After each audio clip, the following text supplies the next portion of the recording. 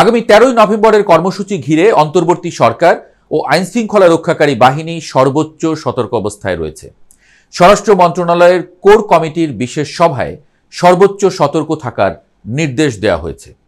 DMP কমিশনারের নেতৃত্বে অনুষ্ঠিত বৈঠকে মাঠ পর্যায়ের কর্মকর্তাদের মিছিল বা সমাবেশ নিয়ন্ত্রণে ব্যর্থ হলে কঠোর জবাবদিহিতার আওতায় আনার হুঁশিয়ারি দেওয়া হয়েছে।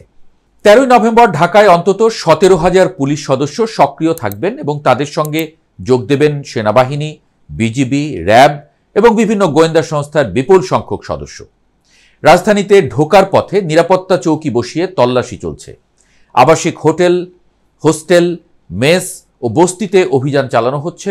এরই মধ্যে কর্মসূচির পরিকল্পনার অভিযোগে গত 24 ঘন্টায় আওয়ামী লীগ ও সহযোগী সংগঠনের 34 নেতাকর্মীকে গ্রেপ্তার করা হয়েছে।